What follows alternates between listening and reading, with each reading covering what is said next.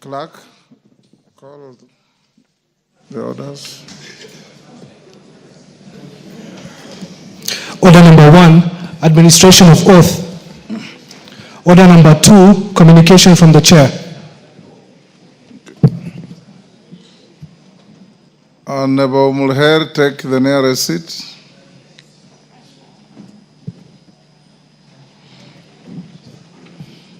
Honorable members, I have a statement, a short one, on the demise of His Holiness Pope Francis, the 266th Pope of the Roman Catholic Church. Honorable members, pursuant to Standing Order 259 D1, I wish to report to the House the demise of His Holiness Pope Francis, the Supreme Pontiff of the Roman Catholic Church. I do so with profound sadness as we all solemnly reflect on this passing on of the Pontiff, which occurred on Easter Monday, 20th April 2025, at his residence in the Casa Santa Mara at the Vatican. As members of Parliament, we join the global community in mourning a shepherd of extraordinary humility, compassion, and conviction. Born George Mario Bagliolo on 17th December 1936 in Buenos Aires, Argentina, Pope Francis was the son of Italian immigrants and grew up in a modest household. He was initially trained as a chemist, but later answered the call to priesthood and joined the Society of Jesus Jesuits in 1958.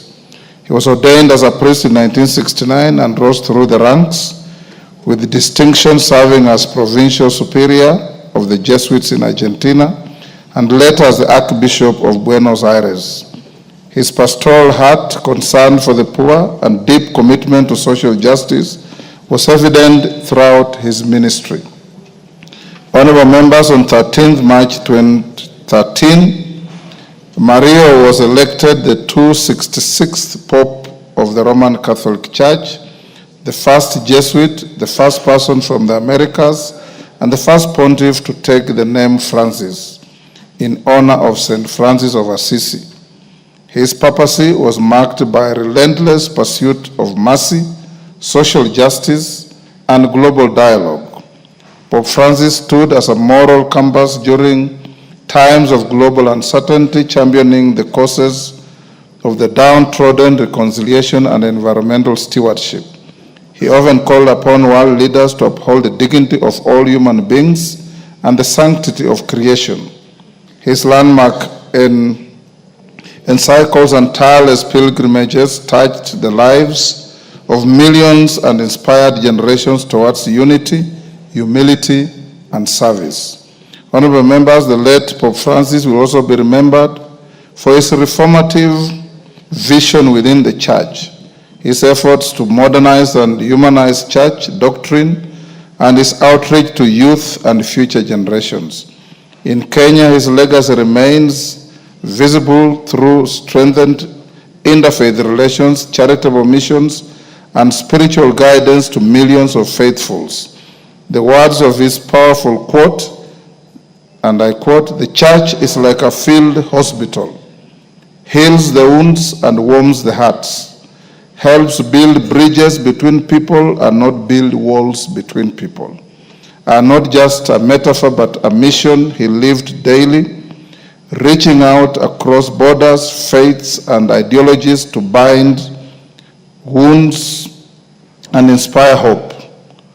Pope Francis passed away on Easter Monday, a poignant and symbolic day in the Christian calendar, embodying the message of resurrection and peace that he so faithfully preached. Honorable members, to the Catholic faithful around the world and in our own country, including yours truly, we offer our deepest condolences. We honor his legacy and we pray for the repose of his soul. May his life messages continue to guide leaders, nations, and people towards justice, humility, and compassion. As the world mourns his colossal loss, Honorable members, let us be reminded by his example of the enduring power of servant leadership and the call to build bridges and not walls. May his soul rest in eternal peace, and I now ask you to be upstanding.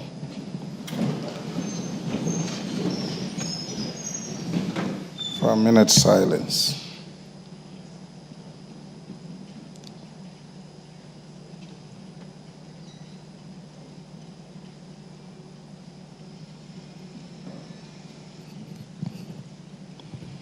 May the soul of Papa Francisco rest in eternal peace. Amen.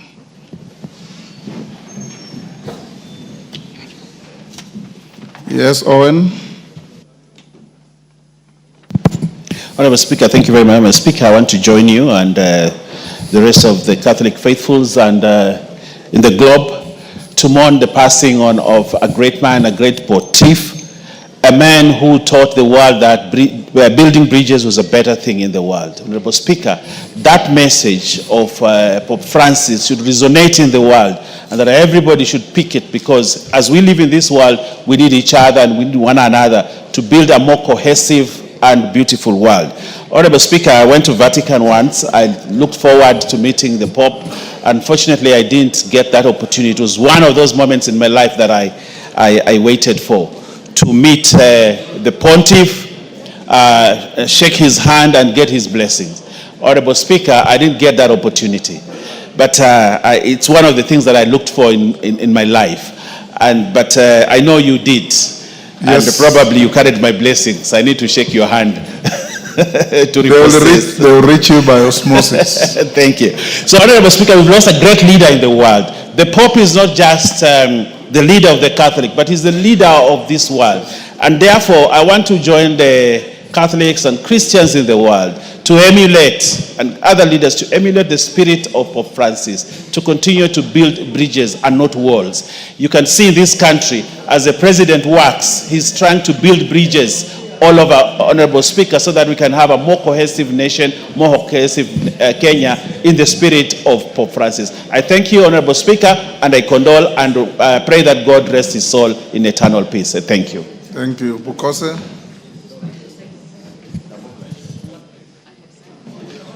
Thank you, Honorable Speaker. Honorable Speaker, you know, we refer to you as Papa wa Roma. And being a Catholic, I think this is a big loss to all of us in the Catholic fraternity.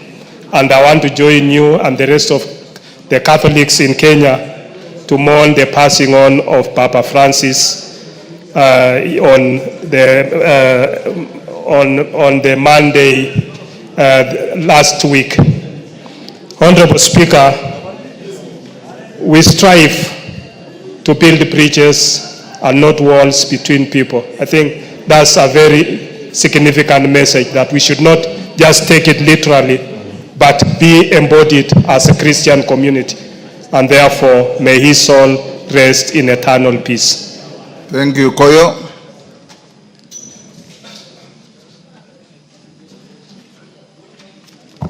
Thank you very much, Honorable Speaker, for giving me the opportunity to send my condolences to the fallen Pope. I am a Catholic by Christianity faith, and the Pope excited us because of many the popes we have had. This one was real embodiment of real Christianity, man who practiced a lot of simplicity and sagacity, and throughout his life he preached about equality. He was very much committed to the position of the downtrodden, and he taught us that it doesn't mean anything to own everything in this earth and throw your soul to hell. May his soul rest in eternal peace. Mayaka? Thank you, Honorable Speaker. Honorable Speaker, for my own self as a Catholic faithful, and to all the Catholics who are here, I would like to share my most sincere condolences. Also on behalf of all the Catholic faithfuls from Nyamira and the entire Gusii region, Pope Francis will be remembered as a Pope who was a people person, a people servant, and a Pope who really believed in standing for the downtrodden. We are told that one of his last words when he was passing on, Honorable Speaker, is that the Pope told the health care person who was taking care of him, thank you. And we will always remember him as someone who was ready to intervene in matters that really affected the downtrodden. So once again, on my own behalf and on behalf of the Catholic faithfuls, is to say Pole, and may his soul rest in eternal peace. Thank you.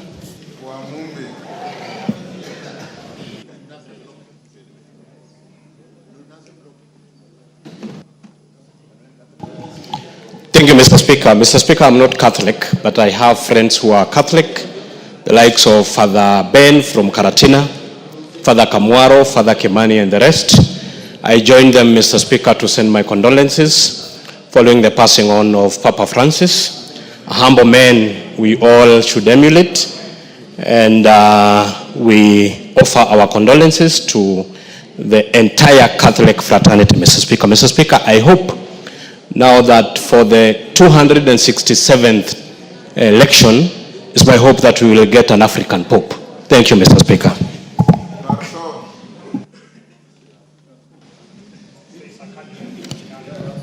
Thank you, Mr. Speaker, for giving me the opportunity to also pass my condolences on my behalf and on the behalf of my constituents of Moibin. The Pope, the late Pope, was a very inspirational person.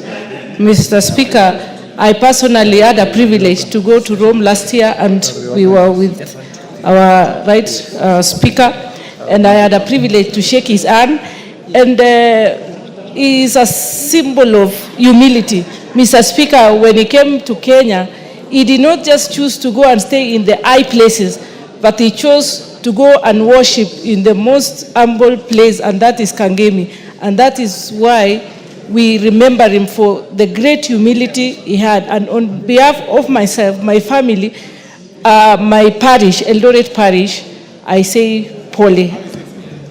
Thank you. Nguna?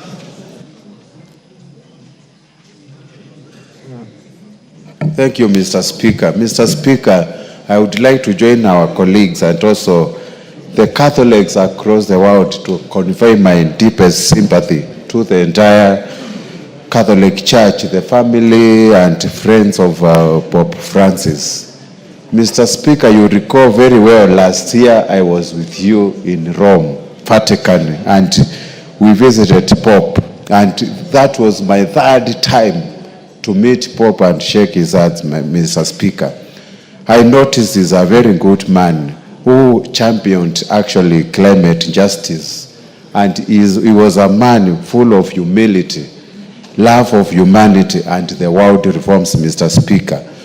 On behalf of the people of Mwingi West and my family, I would like to say that let Papa Francis rest in eternal peace. Amen. Murugara. Thank you.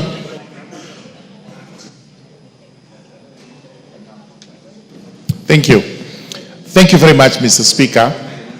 Mr. Speaker, I'm not a Catholic, but the Catholic Church, actually it's called the Holy Roman Catholic Church, is quite close to my heart because of the good deeds this church continues to do, not just in Kenya, but everywhere in the world. And this is a very solemn occasion when we have to mourn the passing on of the leader of the church, His Holiness the Pope. Mr. Speaker, Pope Francis will be remembered for his humility, his love for the poor, and the justice to everybody. And most importantly, is the way he went around doing his work, and especially when he visited the country. We were privileged and honored because it is not usual to have the Pope here. I remember him for the last thing he did for this country and for our people from the greater region of Meru, Tharaka Nithi and Meru counties, because our bishop has just retired or is about to retire, and he appointed another gentleman who actually shares a name with me, Father Jackson Murugara, to become the bishop of the Diocese of Meru. Another great gentleman who is very humble, is very a humble person who actually carries himself just in the character of Father Pope Francis. May the soul of this great man rest in everlasting peace. Martin. Thank you, Mr. Speaker. On behalf of Ndewa community, and most of them Catholics, and on my behalf and family, Mr. Speaker, one thing I admire the Pope, and I want to say the power of humility and service. He served to the last minute, even when he was ill health. That should be admired. May the Lord Almighty comfort all the Catholic faithfuls and emulate what Pope was really practicing. Thank you, Mr. Speaker. Daud. Thank you, Mr. Speaker. Mr. Speaker, I wish to convey my condolences together with my constituents of North Imenti and the Diocese of Meru to the whole fraternity of the Catholic Church.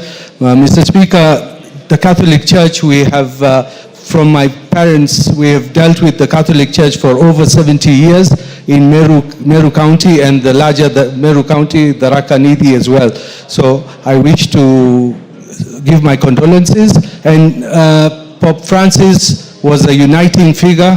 He went to the other religions as well, worked well with the Muslim religion as well to cooperation and all the other for peace and that. So may God rest his soul in eternal peace. Thank you. Mutunga. Thank you, Honourable Speaker. Honourable Speaker, on my own behalf and on behalf of the people of Tigania West, I stand to eulogize with all the Catholic fraternity, Honourable Speaker, for the loss of the hand of the church. Honourable Speaker, I have friends in the Catholic Church. I may not be a Catholic, but I have friends like the newly inaugurated Daokesan Bishop Murugara. Honourable Speaker, also we have Father Kinoti, Father Clement, and others, Father Machali, and so on, who are really good in their work and doing a great job to develop this country. Honourable Speaker, the Holy Pope was integrative. He was not only integrative, he was a humble person. His humility spread across. When he visited Kenya, he did not just sit with the Catholics. He sat with all denominations. And he was able to integrate, to show that when it comes to matters going to heaven, it takes everyone. The root doesn't matter. What matters is being right with God. Honourable Speaker, on behalf of my people, I do eulogize with the Catholics and pray that his soul rests in eternal peace. Thank you. Pasaris. Thank you, Mr. Speaker, for giving me an opportunity to convey my deep sorrow and profound gratitude as I join the faithfuls around the world in mourning the passing of Pope Francis, a shepherd who led with humility, courage, and boundless love. Pope Francis showed us that faith and conscience are not at odds, but together are a path to authentic discipleship. He reminded us that the heart of the gospel is mercy, justice, and dignity of every person. As someone who believes that conscience is sacred and that love must always be our guide, I found Pope Francis to be a true reflection of Christ's compassion. Today we give thanks to the Almighty for his life, his teaching, and his witness. May his soul rest in eternal embrace of the God we serve so faithfully. May we honor his memory by knowing that love is stronger than judgment and inclusion is deeper than fear. Mr. Speaker, I've seen a lot of people on social media, the ones who have no respect, actually painting a picture that shows that they have no respect for a man who lived with God and ruled over 2 billion people as a spiritual leader. By putting Raila's image and putting Raila in pop clothes, I think that is so disrespectful. I want to tell our Gen Zs out there are those of you who stand for certain values, and we respect you for your values, but do not allow those values to be undermined by those that have no respect. You should have respect for Raila Odinga, and you should have respect for the 2 billion Catholics, and you should have respect for the Pope, who has not even been laid to rest, and you use his death as a mockery. It's something that you should be ashamed of. So let us hold each other with respect and dignity, because if we fail to do that, then you are actually a lost soul.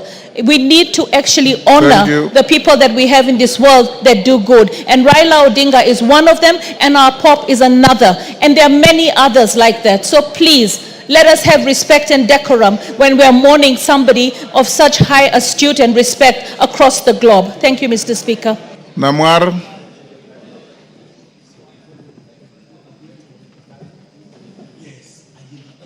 Thank you, Speaker.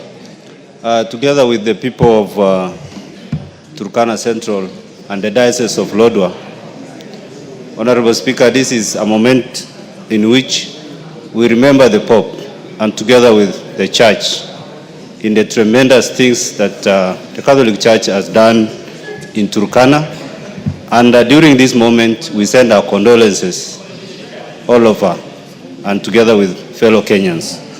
Honorable Speaker, the life of Pope Francis is akin to the people from the north, those who are pastoralists. And when Pope Francis accepted to take very menial jobs, like being a bouncer, he was able to understand the challenges that people, the human beings, go through. Honorable Speaker, he lived by it. And when Pope was able to travel, even to Asia, to countries in Europe, he was able to identify with the poor. Here in Kenya, when he came, he identified with those who are in the slums. In fact, he advocated for the housing improvement. He even advocated for good neighborliness and love for those who are poor. And he was able to say, those who live in slum areas are able to exhibit the attributes of Jesus. Honorable Speaker, I know this is a time when we are looking for another Pope, but to us, we want somebody who can be able to broker for diplomatic relations, like how Pope Francis did for Cuba and the US. And when he was visiting the Palestinians and even the Arab countries, he was able to identify with the faith of the Islamic religion. Thank you, Honorable Speaker. Member for Ndia, then Milemba. Ndia, GK. Honorable Speaker, thank you. I rise to join millions across the globe in mourning the passing on of the Holy Father. Honorable Speaker, the Holy Father was a symbol of humility, peace, and moral authority. Honorable Speaker, the Pope is one man who displayed a life that can inspire us leaders to focus on the common good, on the things that make the lives of our people better. So, Honorable Speaker, I, on behalf of the people of Dia, mourn the passing on of the Holy Father. Thank you.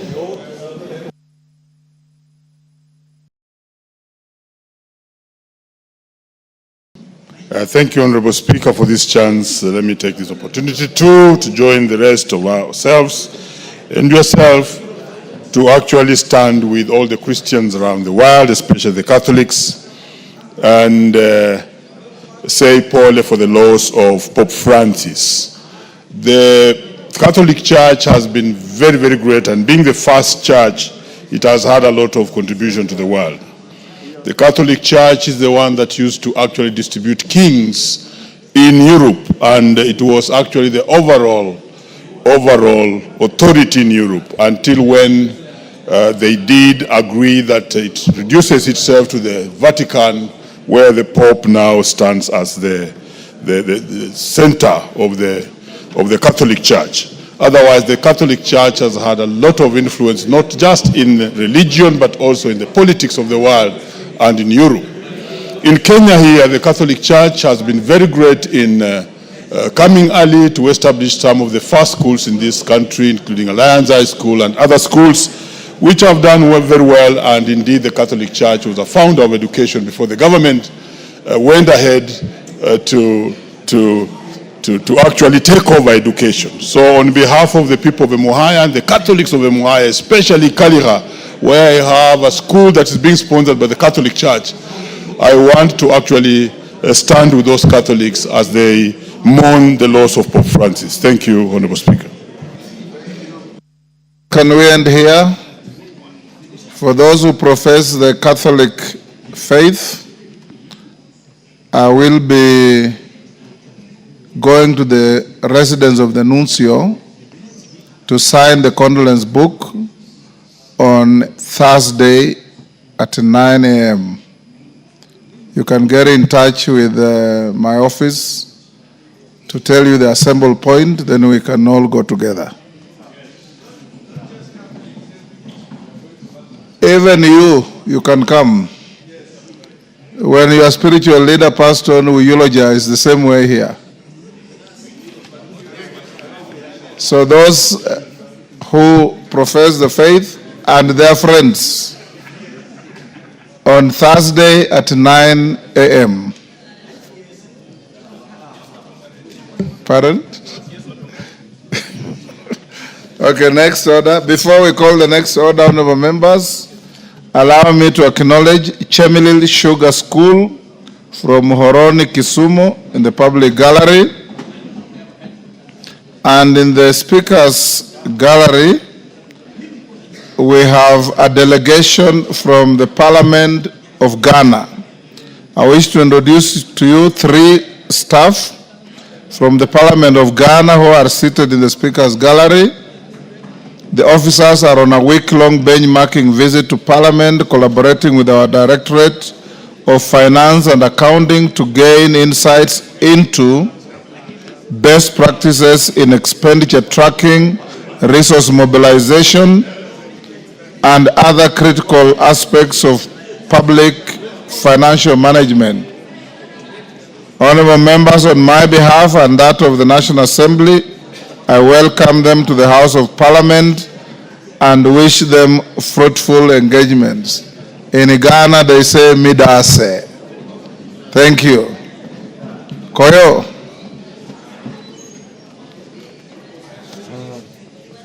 Give Koyo the mic. Mayaka, switch off your mic. Switch off your... Thank you very much, Honorable Speaker. Honorable Speaker, I want to take this opportunity to formally welcome Chemilil Sugar School to Parliament. This is a serious school from my constituency. It's unfortunate they didn't arrange with my office, but I want to welcome them and urge them to look at the goings on in Parliament. Many of them are aspire to be politicians in future and to be serious Kenyans.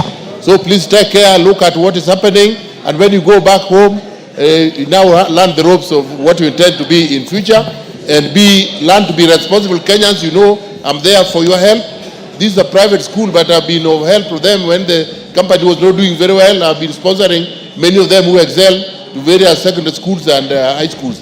Please feel welcome and thank you. Thank you. Next order. Order number 3, messages.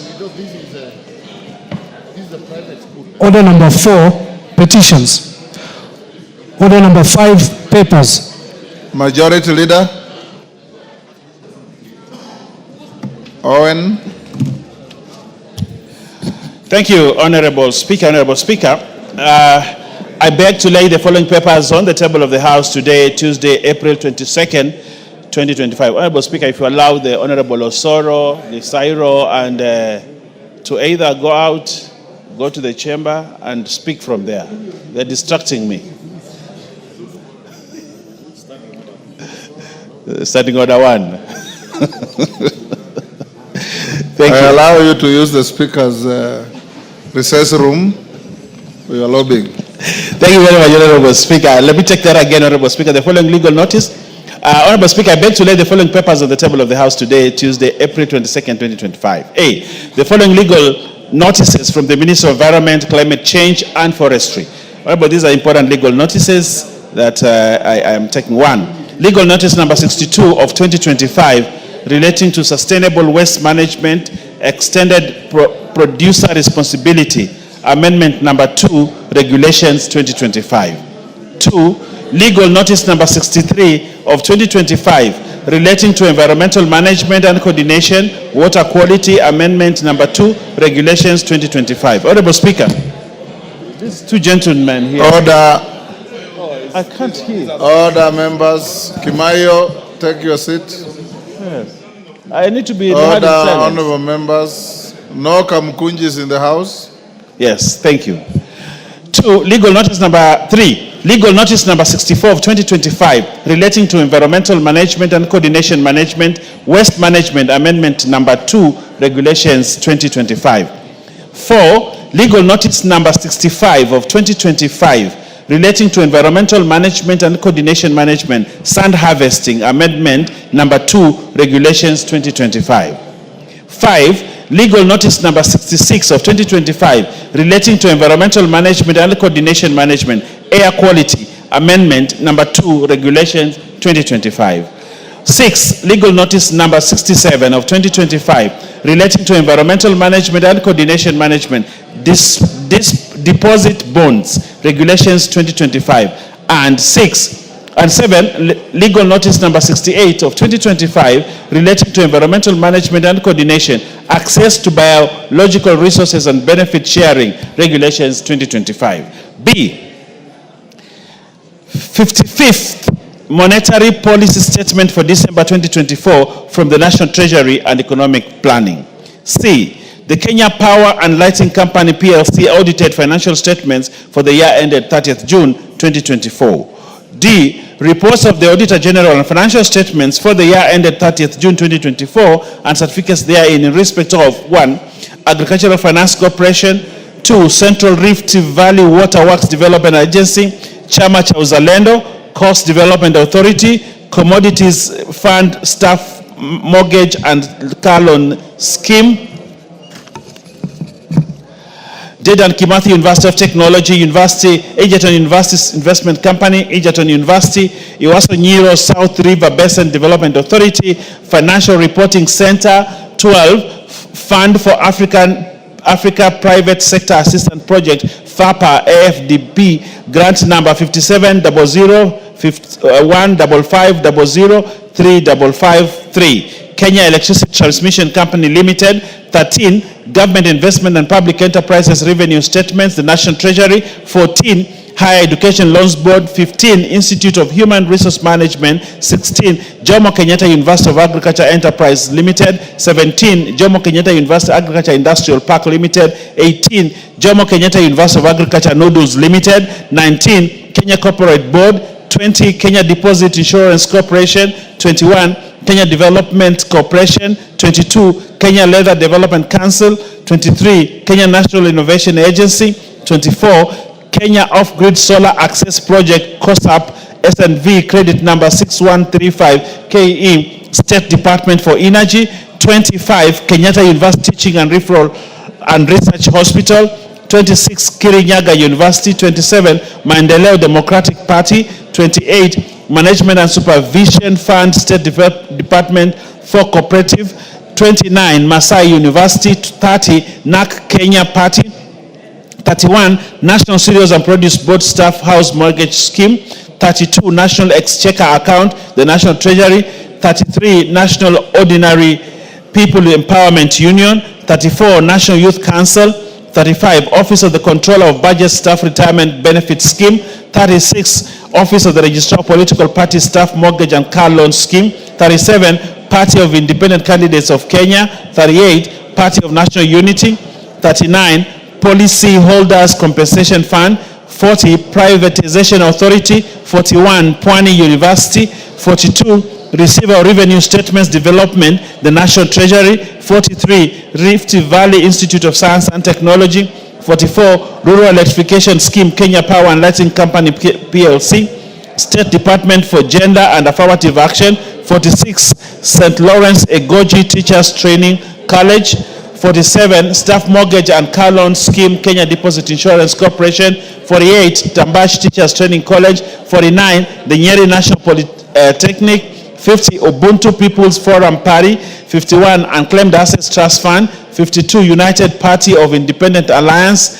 53, Wiper Democratic Movement. And 54, Honorable Speaker, Youth Enterprise Development Fund. Honorable Speaker, I beg to lay. Thank you, Owen. Chairperson, Departmental Committee on Defense, Intelligence and Foreign Relations. Bashir, is your chairman here?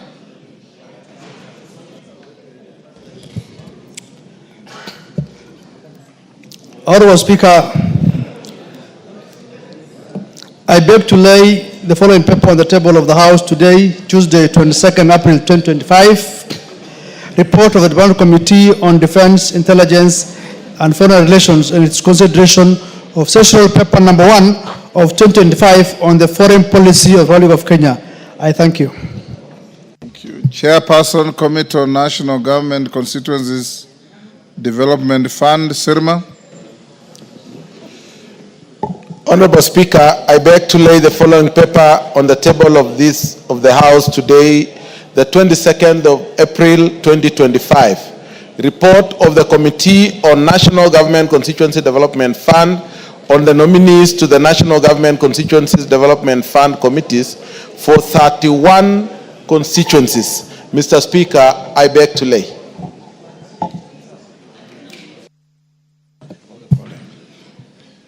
Thank you. Next order.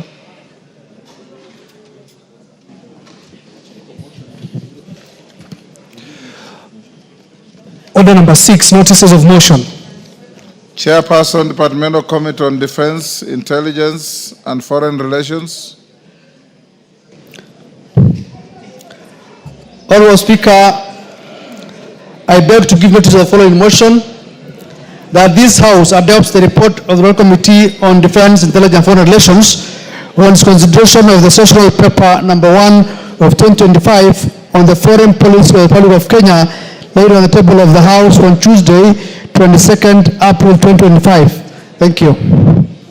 Chairperson, Committee on National Government Constituencies Development Fund, Sirma. Mr. Speaker, I wish to give notice of motion to nominees to 31 National Government Constituency Development Funds Committee's report. Honorable Mr. Speaker, I beg to give notice that this House adopts the report of the National Government Constituency Development Fund for 31 constituencies laid on the table of the House on Tuesday, 22nd of April 2025, and pursuant to the provisions of Section 43(4) of the National Government Constituency Development Fund Act, Cap 414A, and paragraphs 5, 2, and 10 of the National Government Constituency Development Fund Regulations, Cap 414A, approves the list of nominees for appointment to the following 31 constituency committees of the National Government Constituency Development Fund. 1. Awendo, Baringo North, Bumula, Changamwe, Emuhaya, Fafi, Garsen, Hamisi, Igembe Central, Kacheliba, Kiambu Town, Kipipiri, Kisumu Central, Kisumu East, Kitui East, Kitui South, Kitutu Chache North, Kitutu Chache South, Kuresoi South, Lungalunga, Machakos Town, Malindi, Manyata, Narok East, Narok North, Navokolo, Tigania East, Ugenya, Uriri, Wajia North, and Undanyi. Mr. Speaker, I wish to move. To give notice, sorry. Next order. Order number 7, questions and statements. Bernard Kitur, Member Nandi Hills. Honorable Speaker, pursuant to Standing Order 44-2C, I wish to request for a statement from the Chairperson, Departmental Committee on Health, regarding the alarming rise of illegal organ harvesting, particularly kidney harvesting, in Eldoret City and its environs. Honorable Speaker, in June 2024, a distressing case was reported to my constituency office by Mrs. Leah Chepkorir. Ms. Leah Chepkorir regarding her 22-year-old son, Amon Kipruta Meli. According to the report, her son's kidney was harvested at Medihill Hospital after he was lured by the facility with an offer to donate the organ at the fee of 600,000 shillings. Thereafter, he developed medical complications associated with organ harvesting. Tragically, Mr. Kipruto now lives with a lifelong health challenges. He remains unproductive and dependent on continuous medical care, as his quality of life has been severely compromised. Subsequently, this incident was reported to Langas Police Station under OB number 41, dated 31st August 2024. In the report, Amon alleged that he and other young men were first transported to Mombasa and thereafter smuggled across the border to a neighboring country in a series of suspicious meetings. This indicates the existence of not just a localized criminal operation, but a transnational organ trafficking syndicate. This is just one among many undocumented cases of illegal organ harvesting by a syndicate operating within our country and internationally. Multiple reports have implicated Medihill Hospital, which is claimed to be facilitating illegal kidney transplants and organ trafficking, raising significant concerns about possible collusion between the hospital and criminal syndicates who exploit medical infrastructure for illicit organ trade. Notably, on 18th April 2025, the founder of Medihill Hospital was suspended as the Biofax chair, pending investigations into allegations of illegal kidney transplant procedures at Medihill Hospital and Fertility Center in Eldoret. Honorable Speaker, the legal framework governing organ harvesting in Kenya is outlined in Section 80 of the Health Act Cap 241. This legislation stipulates penalties of up to 10 million shillings or imprisonment for up to 10 years for organ harvesting or trafficking. However, these penalties appear insufficient to deter perpetrators of this illicit trade, which operates in secrecy and in cahoots with international syndicates. Honorable Speaker, it is against this background that I request for a statement from the Chairperson, Departmental Committee on Health, addressing the following. Number one, the current status of investigations regarding the case of Amon Meli, reported at Langas Police Station. Number two, the scope and status of investigations into the allegations of illegal kidney harvesting by Medihill Hospital. Number three, the measures being implemented to ensure compliance with ethical standards and national laws reported regarding organ donations and transplants by healthcare institutions. Number four, a report on the identity and activities of both local and international criminal syndicates involved in illegal organ harvesting, including strategic initiatives undertaken to dismantle these networks. Number five, the protective measures being implemented to safeguard vulnerable populations from illegal organ trade. And number six, the comprehensive support framework established for victims and survivors of organ harvesting, including compensation, medical care, and counseling services, along with specific rehabilitation programs currently in place or planned for implementation. Mr. Speaker, this is a statement that I addressed last year, November 28th. And again, it has been appearing in the media. You have resurrected it, and that is about all.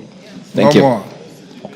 Chairman Health, can you bring a response within the first week after recess? Mr. Speaker, this is a matter that's important, and we will endeavor to bring the report within the period we have indicated. Thank you. Mr. Speaker. Daniel Nanok, Turkana West. Thank you, Honorable Speaker. Honorable Speaker, Pursuant to the provisions of Standing Order 44-2C, I wish to request for a statement from the chairperson of the Departmental Committee on Administration and Internal Security regarding the implementation of Shirika Plan and its effect on the refugee host communities. Honorable Speaker, Kenya has for many years upheld an open-door asylum policy, hosting over 700,000 refugees and asylum seekers, primarily from Somalia, South Sudan, and the Democratic Republic of Congo. Majority of these refugees and asylum seekers reside in camps within Dadaab in Garissa County, Kakuma and Kalobeye in Turkana County, while a few reside in Nairobi and other urban areas. The rights of these refugees are protected under the Refugee Act, Cap 173, which guarantees freedom of movement, the right to work, and access to financial services, among others. The Act also seeks to transition from a traditional camp-based model to one of local integration, empowering refugees to actively contribute to the socio-economic development of their host communities. Honorable Speaker, the government, in line with the Refugee Act Cap 173, has formulated a policy known as Shirika Plan, which is a multi-year initiative to promote the socio-economic inclusion of refugees in Kenya by transforming camps into integrated settlements within host communities for both refugees and asylum seekers. This policy was officially launched by His Excellency the President on 28th March 2025.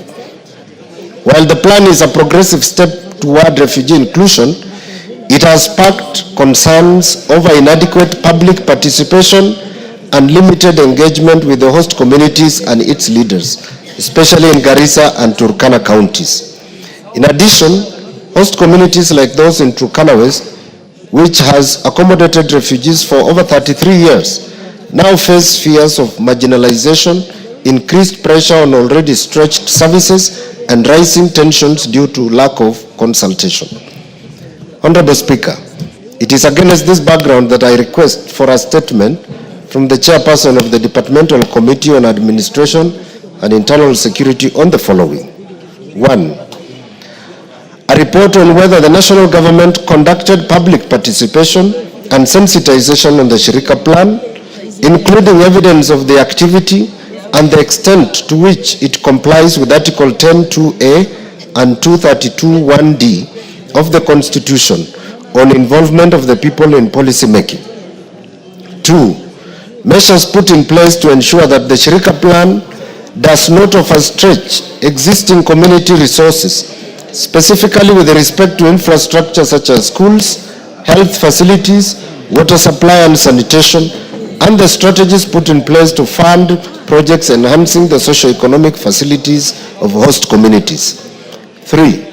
Steps being taken to strengthen security, promote peaceful coexistence, and empower host communities throughout the implementation of the plan. 4. Clarification on terms used such as integration of refugees and host communities, and details on support mechanisms available to help refugees to become self-reliant, including how job opportunities are going to be structured to ensure equitable competition between host community members and refugees. 5, and final one, measures put in place to transition the refugees under the Shirika Plan, including the specific roles and contributions of key stakeholders such as the United Nations High Commission for the Refugees, UNHCR. I thank you, Honorable Speaker. Thank you, Nanok. Chair, Administration and Internal Security, Tongoyo, can you bring a response within the first week after recess? Honorable Speaker, I just want clarification because I think the question is misplaced. According to our standing order, this question should be referred to the regional integration. The issue of Shirika Plan refugee had been taken away from my committee. Refugees are under what ministry? They are under regional integration, the Peter Locha Committee, Honorable Speaker. Clark. Yeah, it's a confusion, I know, my committee. It's the whole confusion. It's like, of course, Honorable Speaker, the issue of prisons. it is under JLAC. So this is under Peter Locha. He can confirm the same. Honorable Locha Kapong, is your committee responsible for refugee issues? Yes. So we'll redirect the question to you. You bring a response within the first week after the recess. Yeah, noted. And like the Honorable Speaker, my committee oversights matters refugee affairs. Thank you. Thank you. Engineer Zambia of Kilome. Thank you, Honorable Speaker. Honorable Speaker, pursuant to the provisions of Standing Order 442C, I rise to request for a statement from the Chairperson of the Departmental Committee on Administration and Internal Security regarding review of the registration, re-registration and alteration fees for birth certificates. Honorable Speaker, on 26 September 2024, the Cabinet Secretary for Interior and National Administration filed Odinga Notice 153 of 2024 announced revised fees for registration of birth certificates, births, filed Lingo Notice number 153 of 2024 as follows. 1. The registration of a birth more than 6 months after the date of birth increased from Kenyan shillings 100 to 500 shillings. 2. The registration of this name or alteration in the name of any child whose birth has previously been registered, the fee increased from Kenya shillings 40 to 1,000. 3. Honorable Speaker, making a correction in a birth entry, the fee increased from 40 shillings to Kenyan shillings 1,000. Birth certificate, the fee is 200. And 5, re-registration of a birth, the fee is 1,000. Honorable Speaker, the surge in birth certificate fees has created an unjust barrier for countless families, transforming a fundamental right into a privilege contingent on financial means. As a mandatory legal requirement, birth certificates serve as the cornerstone of identity, without which children face exclusion from education, healthcare, social protection, perpetuating cycles of poverty and marginalization. When such essential civil documentation become inaccessible due to prohibitive costs, we fail in our constitutional duty to guarantee equal dignity and opportunity for all citizens. Honorable Speaker, further, birth certificates are obtained by visiting sub-count registrars, Huduma centers, or County Civil Registration Services, CRS offices, a process that often requires families to travel long distances, incurring significant costs and time burdens. This challenge is even adverse in rural and unserved communities, where registration centers are sparse and the transportation infrastructure is limited. Honorable Speaker, it is against this background that I seek a statement from the Chairperson of the Department Committee on Administration and Internal Security on the following. 1. Measures that the Ministry of Interior and Administration is putting in place to abolish the increased fees to ensure that birth certificates remain affordable to all citizens. 2. Honorable Speaker, plans put in place by the Ministry to prioritize further decentralization of registration services, expanding mobile registration units, and leveraging digital platforms like eCitizen to streamline the applications and minimize fiscal travel requirements. Number 3, Honorable Speaker, steps being taken by the Ministry to facilitate the implementation of Section 7.2 of the Children Act of 2022, which provides that every child has the right to be registered in the registrar of birth immediately after birth, in accordance with the Birth and Registration Act, Cap 149.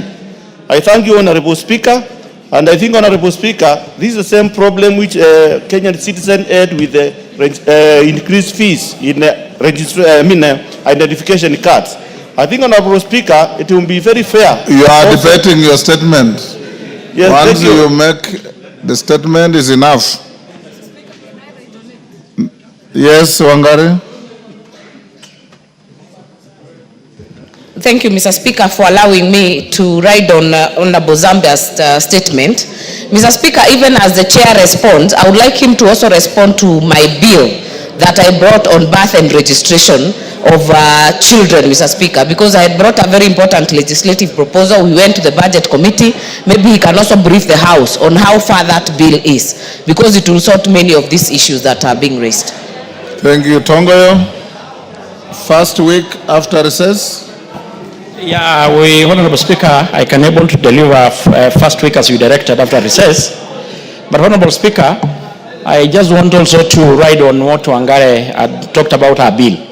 It is a very important bill. It is speaking to this, and I think I'm sure it's going to help us address such issues. Thank you. Also, Honorable Speaker, kindly, I think as much as we also address the issue of birth certificate, it's good to appreciate. Order, majority whip. The work of the whip is not to whip violently. Thank you, Honorable Speaker. So, Honorable Speaker, I was just saying that as much as we also need to sort a statement on this and a response, we should appreciate the issue of the ID. You know, the Honorable Member is the same member who did ask the issue of fees of the ID card, which the President had waived so far. On the same note, Honorable Speaker, you know, I did promise this House, I did commit it last week, that we were to sit down, call the CS to address the majority of the members' questions and statements, And I want to report that we had a very successful session, almost 2 hours, and we managed to exhaust about 11 questions, which I will probably tomorrow able to table on the floor of the House. Very good. Thank you, Honorable Speaker. Thank you. Abdi Ali Abdi Ijara.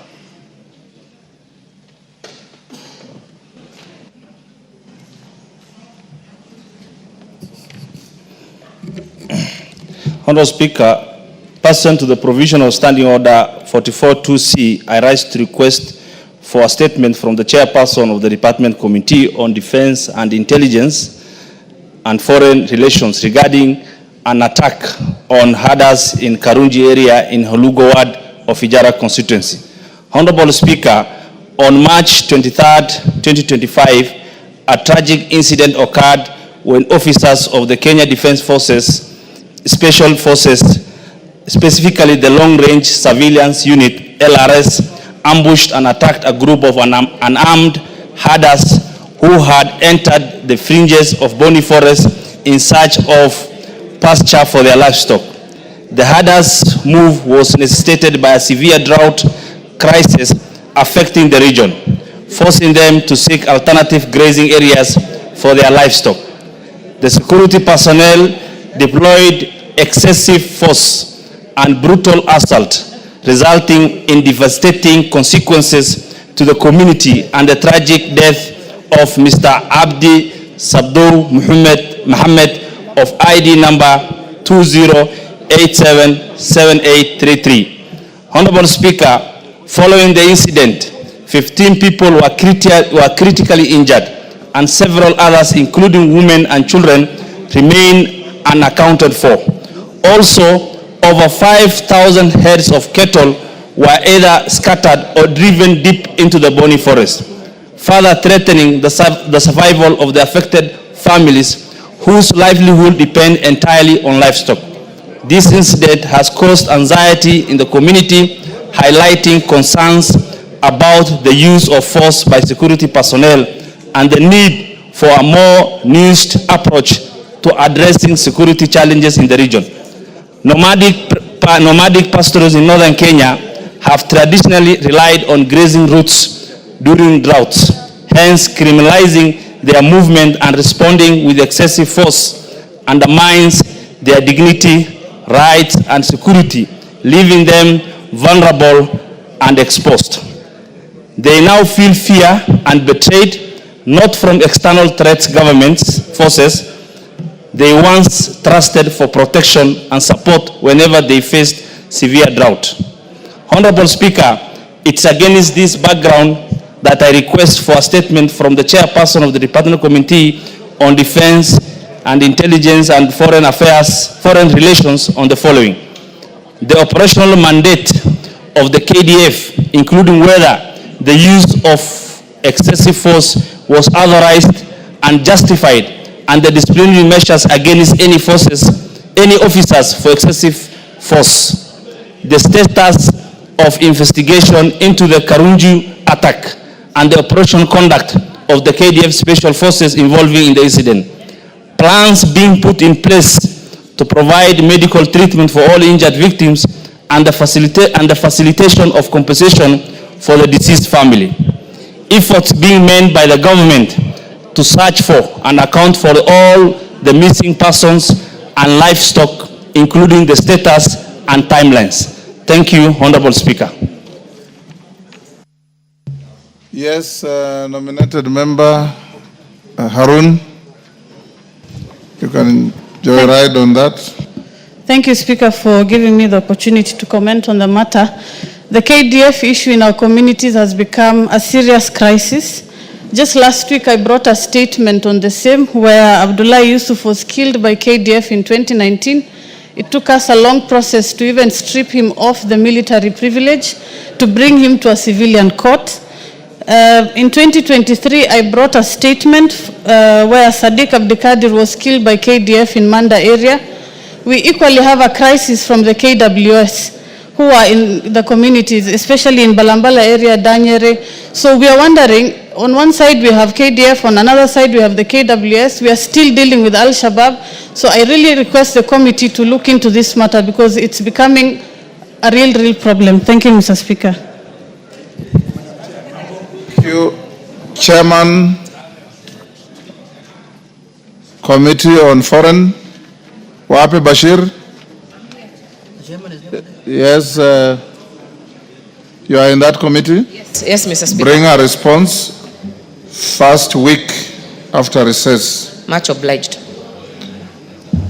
Abdul Haro, Mandera South. Honorable Speaker. Yes. Pursuant to the provisions of Standing Order 44-2C, I rise to request for a statement from the chairperson of the Committee on National Cohesion and Equal Opportunity regarding the status of representation of ethnic communities in the public service for the financial years 2022-23 and 2023-24.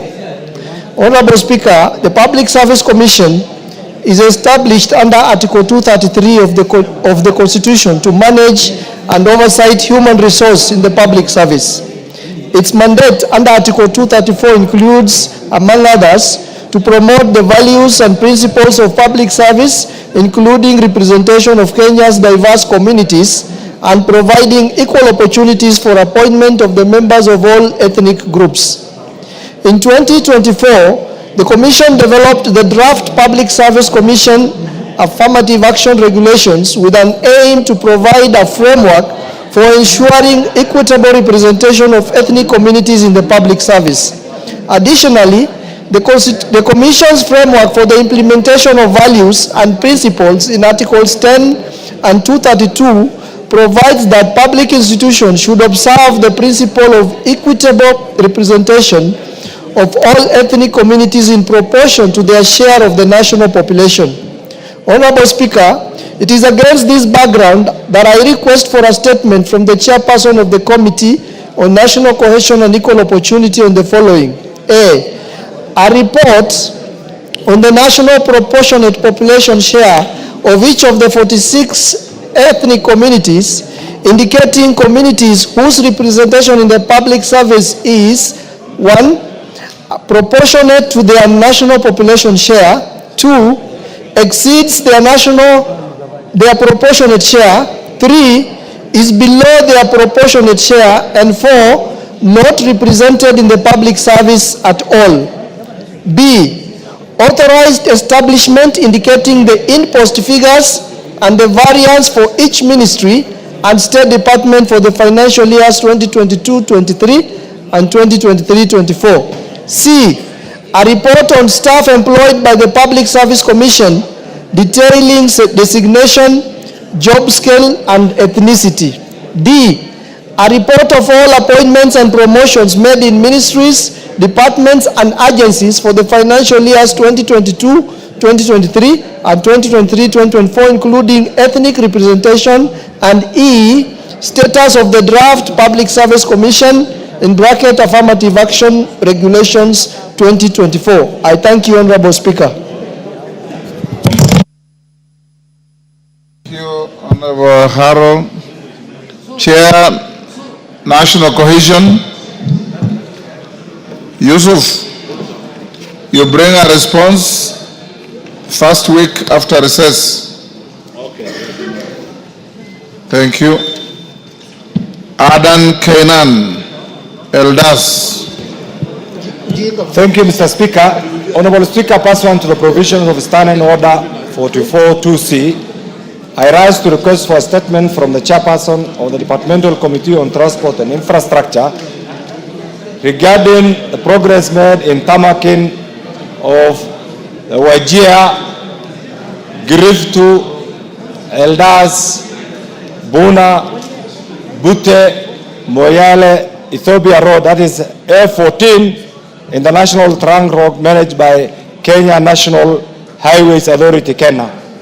Honorable Speaker, this road, the Wajir, Griftu, Eldas, Buna, Bute, Moyale, Ethiopia Road, is part of the A14 designated International Trunk Road, Mr. Speaker, and this A14 runs through northern Kenya, connecting Wajir to Moyale border, and also facilitates cross-border connection to Ethiopia for a distance of approximately 545 kilometers.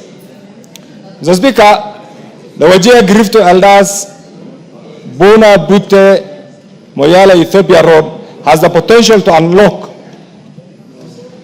the transformative potential, which includes reducing logistics costs for business, strengthening supply, and chain resilience, Mr. Speaker, and fostering regional development. Mr. Speaker, such strategic investment not only bridges isolated communities to a national and continental markets, but also positions northern Kenya as a gateway to the Pan-African trade, aligning with the vision of African continental free trade area, Mr. Speaker, vision of seamless continental connectivity. Mr. Speaker, this road, the Ethiopian side, was done in 1974, and I'm sure you're aware of the history. Mr. Speaker, a robust road network serves as the backbone of the economic transformation, catalyzing trade expansion, border integration, and equitable regional development. Mr. Speaker, Ethiopia has reportedly successfully completed its section of the road connecting Moyale to Addis, transforming this critical border link into a powerful driver of regional integration. Mr. Speaker, the upgraded corridor now facilitates seamless trade and movement between Kenya and Ethiopia, significantly reducing transit times and cost. However, on the Kenya side, Mr. Speaker, tarmacking of the road from Wajir to Moyale is yet to be commenced. Mr. Speaker, the completion of this strategic road infrastructure will not only strengthen bilateral relations, but also unlock new opportunities for economic collaboration, fostering growth across the East African region and beyond. Honorable Speaker, it's against this background that I seek a statement from the chairperson of the Departmental Committee on Transport and Infrastructure on the following. The current status of funding, planning, and implementation of the tarmacking of the Wajir, Griftu, Eldas, Buna, Bute, Moyale, Ethiopia Road, that is the A14 International Track Road managed by Kenya, including specific timelines for its commencement. B+2, Mr. Speaker, plans put in place to fund this project, particularly under the Horn of Africa Gateway Project or any other development initiatives, and details of the funding commitment, Mr. Speaker. And Mr. Speaker, finally, also the measures put in place to fast track the tarmacking of this critical corridor to ensure its timely completion and maximize its economic and regional integration benefits. I thank you, Honorable Speaker. Thank you. GK, Chair, Transport and Infrastructure.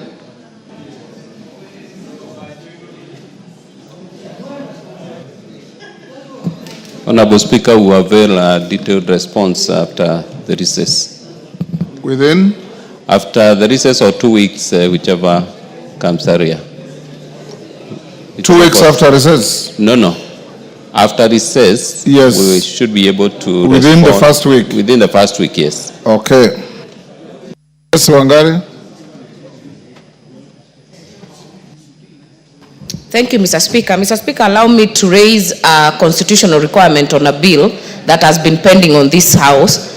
Article 113 of our Constitution clearly spells out that mediation committees should finish their job within 30 days, Mr. Speaker.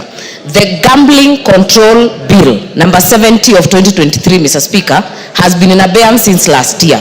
Maybe you can help me to guide the majority and minority leaders to ensure that that mediation committee is either disbanded or is redone, Mr. Speaker, so that we deal with this gambling menace as it is. Clerk, check out and give me a brief. Nguna,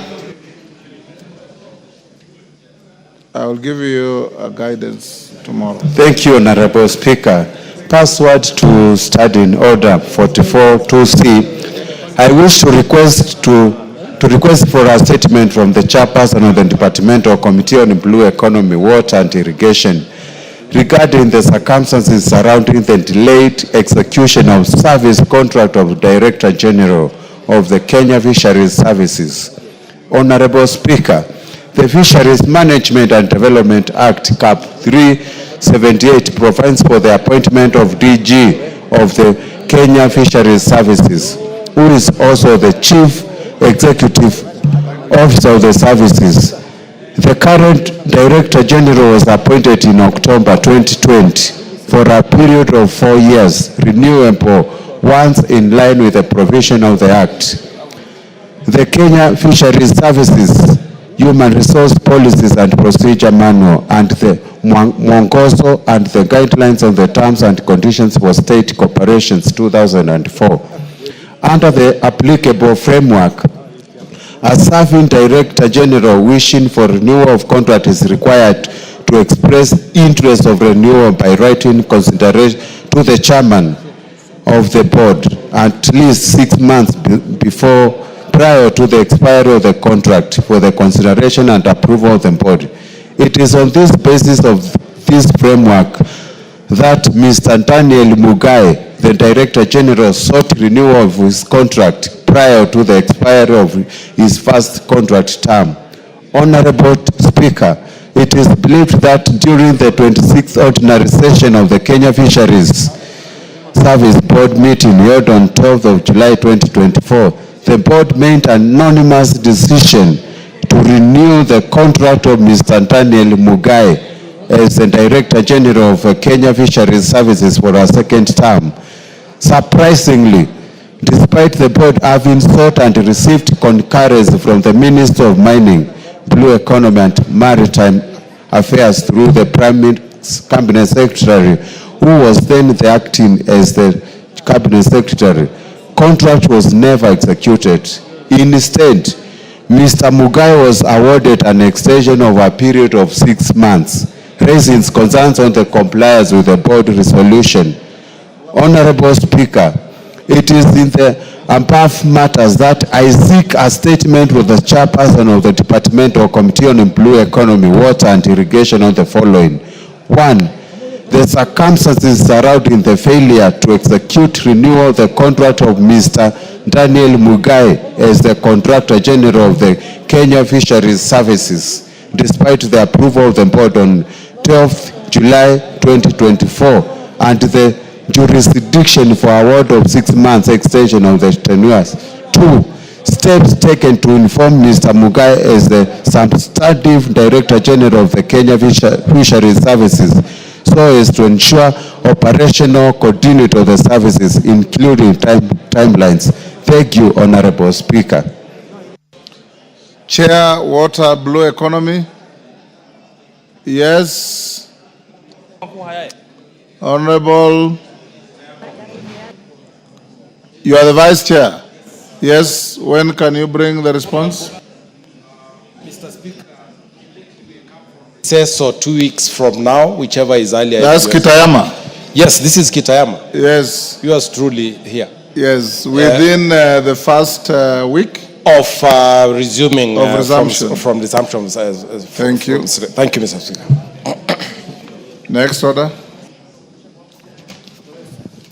Order number 8, motion, inquiry into irregular and illegal grant of tax exemptions to a company under the Special Operating Framework Agreement.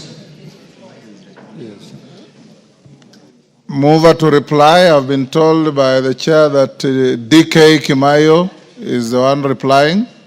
Not DK, Kimayo of Keio South. Go ahead. Thank you, Mr. Speaker. I beg to reply.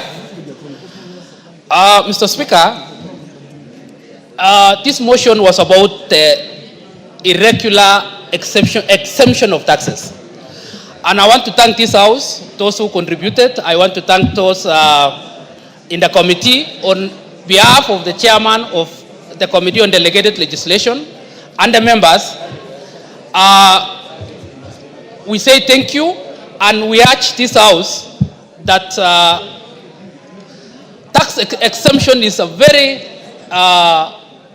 bad precedent in this country, and we should punish those who don't pay taxes instead of encouraging those who don't pay taxes. This was a motion, Mr. Speaker, where a company was exempted from paying taxes. And you know where we are in this country at the moment. We are struggling to get taxes through KRA. And if we continue allowing people to not to pay taxes, we will struggle in getting money for development, Mr. Speaker. Therefore, we should be discouraging as a House people who are exempted from paying taxes. Thank you, Mr. Speaker. I beg to reply. I beg to reply. Thank you, Mr. Speaker. Thank you. Members on their feet, take your seats. Members on the Kibagandi, take your seats.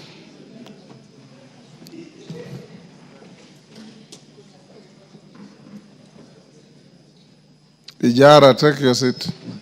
Honorable members, I'll now put the question at order number 8, which is at this House. Order. Zambia. You think you are in the village of Kilome?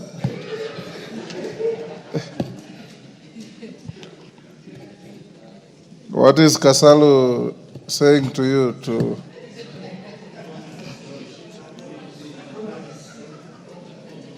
Honorable members, I now put the question at order number 8, which is that this House adopts the report of the Committee on Delegated Legislation on the inquiry into irregular and illegal grant of tax exemptions to a company under the Special Operating Framework Agreement laid on the table of the House on Thursday, 26 September 2024.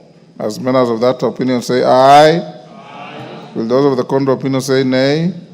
The ayes have it. Next order. Order number 9, the Social Protection Bill, National Assembly Bill number 12 of 2025. Second reading. Majority Leader. Owen, are you the one moving? Yeah.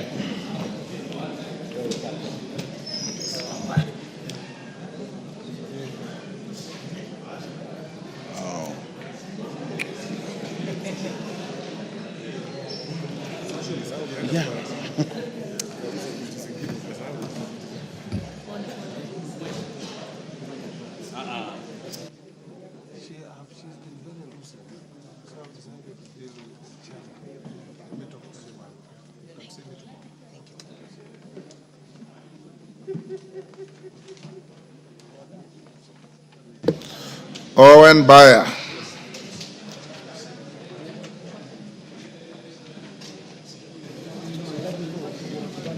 Give me the order paper.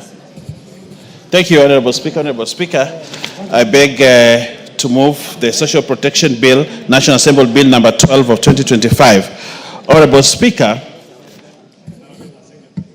to be read for the second time, sorry. Honorable Speaker, the principal object of the bill is to reduce poverty and vulnerability and improve the well-being of the people by providing assistance, services, and programs that build human capital and cushion people against risks and contingencies throughout their cycle. Honorable Speaker, Part 1 of the bill provides for the preliminary matters such as the interpretation of terms used in the bill, objects, and the act, the application of the act and the guiding principles and the role of the county government in the provision of the social protection bill. Honorable Speaker, the bill provides for the establishment of the National Board of Social Protection and defines its composition, functions, powers, and its sources of funds. Some of the functions of the board include advising the Cabinet Secretary on matters relating to social protection, designing and implementing social protection intervention and programs, providing social assistance and social care to vulnerable persons, coordinating social protection interventions, establishing and maintaining a social protection registry, undertaking civic education on social protection, periodically undertaking indexation of social assistance benefits in collaboration with the National Treasury, and undertaking resource mobilization for social protection interventions. Honorable Speaker, there are very many people in this country that actually require social protection, but we do not have a law that anchors social protection in this country. They are the vulnerable people, the disabled people, and many other people, Honorable Speaker, that require assistance from government that protects them from the vagaries of the kind of life that they live in. But Honorable Speaker, we do not have. For example, the elderly, Honorable Speaker, we give stipend to them every month, but we don't have a law for that as a country. There are many disbursements that come from government, but we do not have a law that, see, this is an opportunity, Honorable Speaker, to ensure we have a law in this country, a law that guides social protection. Honorable Speaker, one of the key things about this law is to provide a registry. Sometimes county government gives resources to this person, national government gives resources to that person, NGO gives resources to that person, but they leave many other people. Just a few people will benefit because they know how to go about the system. But Honorable Speaker, if we have a registry of those people that require social protection in this country, Honorable Speaker, we can take better care of them. Today, Honorable Speaker, a person gets funds for this month. He's able to afford food. But in the next 3 months, there's nothing that person gets. Honorable Speaker, we need to ring-fence the people that require social protection in this country by ensuring we have a law. Honorable Speaker, one other very important aspect about this law is actually to go down to the grassroots. How do we develop a registry? We need officers to go out there and identify the people that are required that can actually be beneficiaries of the social protection funds that we give in this country. Honorable Speaker, last month we disbursed around 3.2 billion for the elderly. Yes, government disbursed 3.2 billion for the elderly, Honorable Speaker. And we were sent messages as members of parliament to ensure that this money gets there. But the criteria on how this is done, Honorable Speaker, is questionable. There's no laid down procedure on how to identify a person who should be a beneficiary of the social protection in this country, or the funds for the Wazee and many other funds that go out there from the government. And even when exchequer is released, Honorable Speaker, we ask this question, under what law has this been done? There are many people out there, donors, Honorable Speaker, that want to help people that are vulnerable in this country. But because of the lack of a proper law to guide the process, they are hesitant to assist this country in that. But this law, Honorable Speaker, the Social Protection Bill, will go a long way, Honorable Speaker, to ensure that we have a criteria, we have a system, we have a law, we have regulations that ensure that we take care of the vulnerable people well in this country. Honorable Speaker, Part 3 of the bill provides for the administration of social protection benefits. It outlines the categories of persons who may be granted social protection benefits, the types of social protection benefits offered under the Act, the eligibility criteria, and the procedures for applying for the benefits.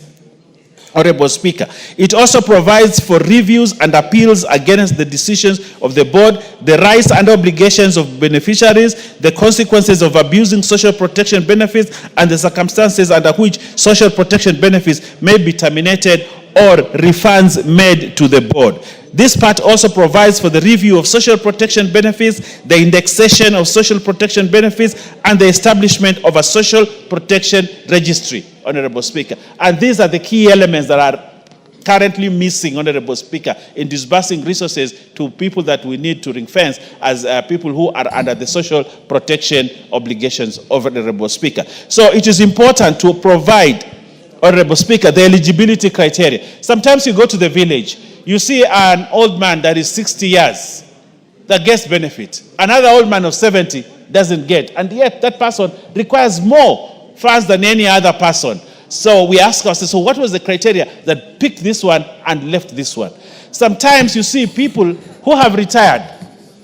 They have retired, but they have resources of funds. They have a pension. They have a farm. They have everything that supports their life. But they get actually the fund for Wazee. They get money, and yet a person who does not have a pension doesn't get that fund, Honorable Speaker. This is what we tend to cure in this bill, Honorable Speaker. But then one of the most important criteria, if you look at, one of the most important things that I look at this, Honorable Speaker, is the obligation and rights. Sometimes you see an old man who is given money from the Wazee fund, but he doesn't even have the information.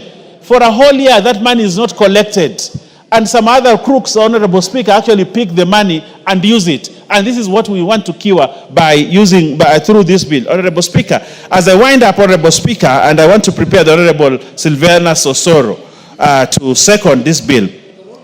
Part 4 of the bill provides for the offenses. The offenses created under this part include prohibition of obstruction, the prohibition of persons from giving false information, unlawful disclosures of information, fraud, and misappropriation of funds. Honorable Speaker, one of the things that we suffer from is misappropriation of funds. Sometimes this money is given, but a higher percentage is used for administration than the money that goes to the real vulnerable people. Honorable Speaker, there are other parts of this country that actually do not get this fund because data has not been collected. Honorable Speaker, this is a fund, this is a law that will help the people of Changamwe, every person in Changamwe who requires assistance, to get the assistance, not the bourgeoisie that are there and yet they get assistance, Honorable Speaker. So this is an important law. I want to urge this Parliament to support this law to ensure the people of Suba South, Suba North also benefit, Honorable Speaker, so that every Kenyan who is supposed to benefits, Honorable Speaker. I can see the Honorable Ben Sauda is happy with this law, Honorable Speaker, because it will help the people of Homa Bay to actually also be reached, so that they say that Serikali has not reached them. Honorable Speaker, this is an important law. I want to urge everybody, including the people that come from the minority leaders' home, so that they also get social protection. So I want to urge everybody and every member that this is a law worth supporting, worth passing, and worth the name of this Parliament. Honorable Speaker, I beg to move and request the Honorable Silvana Sosoro, the Honorable MP of Mugirango South, and Chief Whip of the National Assembly. Sosoro. Thank you very much, Honorable Speaker. Honorable Speaker, as I second this particular bill, one thing that should be very clear, and really when one grows or when one is growing, they hardly tell themselves that at some point you'll get old. That in your 30s, you have to know that there is a time you'll be 40, there's a time you'll be 50. Honorable Speaker, when I was a young man, an extremely young man, although you still call me young man, when I was 20, I used to look at people. You are a very young man. Thank you very much, Honorable Speaker. I agree. Honorable Speaker, when I was 20, the people who are 40 used to look very old to me. I didn't know that 40 was just next door to me, Honorable Speaker. And now that I'm also there, I look at people who are 60 as very old. I know soon I'll also be there. I do not know where to classify you, Honorable Speaker, but that is the reality of life. That at some point, people will get to 60, people will get to 70, people will get to 80. And it is the responsibility of government to take care of the elderly. It is the responsibility of a responsible and well-organized and well-structured government, Honorable Speaker, to take care of the people of such a majority age, Honorable Speaker. Because when you get to the age of 70, looking at the economic status of our country and the opportunities that are therein, Honorable Speaker, if the government does not step in to take care of such people, then challenges will happen. And that is why it is important to the issues of health, the universal health coverage, the issue of social protection are very, very vital, Honorable Speaker, as far as this question of the social protection is concerned. Because looking at the jurisdictions that have grown, that have matured, that are progressive, say, for example, the United States, Honorable Speaker, where there is even provision of funds specifically, and even specifically to take care of those old people, Honorable Speaker. They have clinics, they have people that are employed to manage and do all those kind of things, Honorable Speaker, and they pay that, Honorable Speaker. I don't know why the Honorable Assad is, I don't know why, Honorable Speaker, protect me from the Honorable. Speaker, protect Honorable me. Hassan, you are out of order. You can raise the point of information. If the member on the floor is misleading the House, you know what to do. Go on. The Honorable Speaker, I'll be guided by him because he really must have traveled. But what I'm saying is that in progressive countries, Honorable Speaker, in progressive jurisdictions, there are provisions for taking care of the elderly and the sick. And this is the culture that we really must develop here, because looking at the rate at which, of course, the mortality rate of this country, Honorable Speaker, the people who are perhaps in their post-50s tend not to live long because of lack of such provisions, Honorable Speaker, the social protection and such elements. So this bill comes in hand, Honorable Speaker, to create structures on who exactly is supposed to benefit, on the roles the board or the cabinet secretary, those responsible are going to, those responsible should be doing. So it really clears the way for the formation of a well-structured form or format to help in crafting and coming up with a very good structure of settling those people who are in the age of the majority. So, Honorable Speaker, with those very many remarks, I beg to second. Members on their feet, take your seats.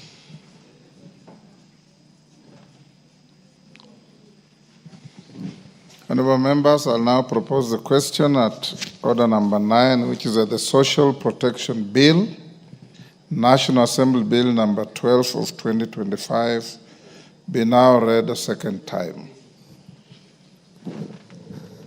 Honorable members, I see a lot of names on the screen.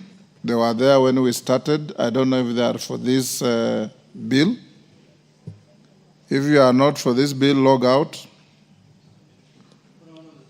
Yes, Janet. Mr. Speaker, I stand up to raise the issue of quorum, Mr. Speaker. Whether we have quorum in the House, Mr. Speaker, to discuss this bill.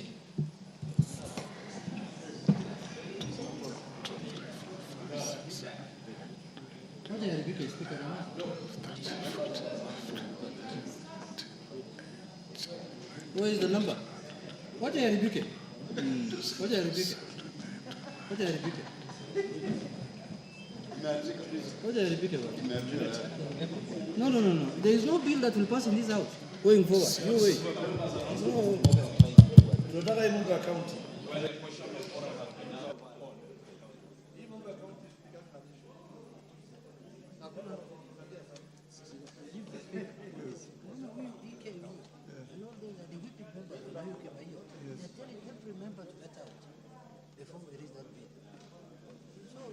Embarrassing that we are crossing other bills. Ikifika hiyo ndio wanataka kuembarrass wewe that they are calling for quorum. When we reach that number, yes, that order is when they want to call for quorum. If you look bad on you, keep quiet. Clerk, do we have quorum?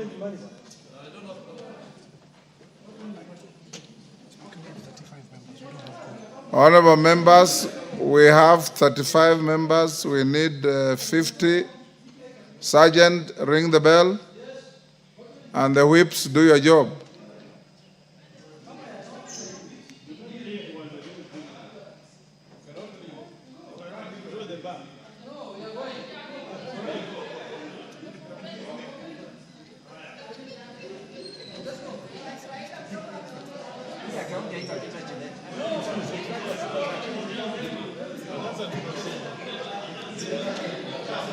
That's the wrong procedure. You can't leave it.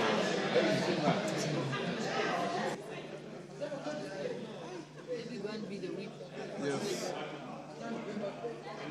Are you ringing the bell?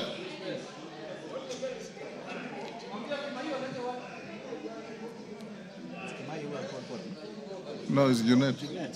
What you see, Kimayo is the one who said this thing, that when the bill comes, they will walk out. Ndio nikuoneshe kwenye tuli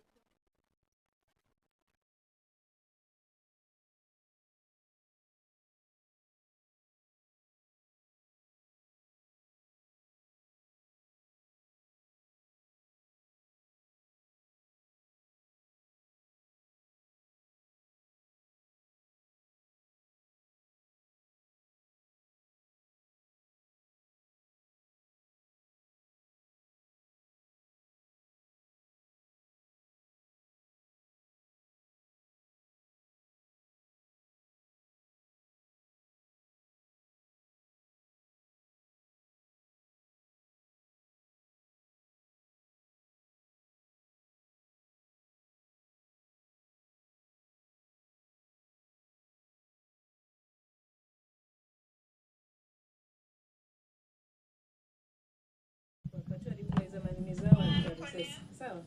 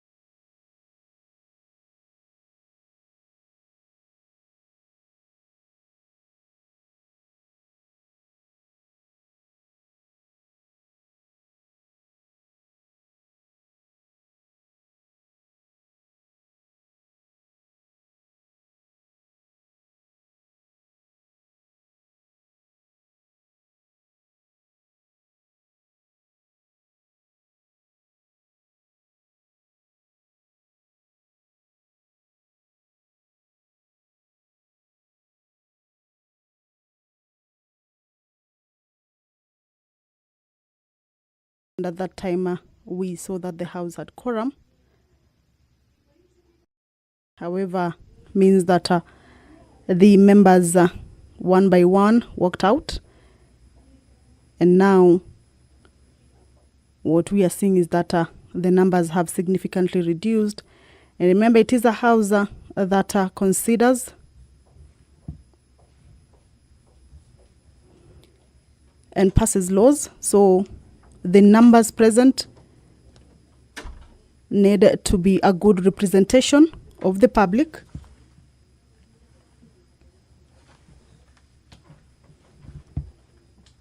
And that is why that particular quorum is important to the House or inside the chambers. The quorum bell is still on. However, you will recall before that hitch, the bill that was being considered or the business that was on the floor of the House was the Social Protection Bill, a bill sponsored by the leader of the majority party, and we had seen the deputy leader of the majority party, Honorable Owen Baya, moving that bill, and it was seconded by the majority whip, Honorable Sylvanus Osoro. The Social Protection Bill is a bill that seeks to address existing gaps in the social protection sector, provide for a comprehensive framework for social protection, to make provision for and regulate the administration of social assistance,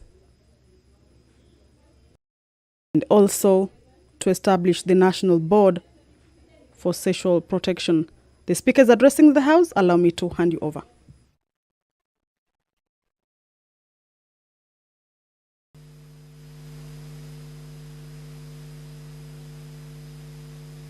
Leadership to come to my office in the next 3-4 minutes so that we can consult Baya, Jonetta, and your team.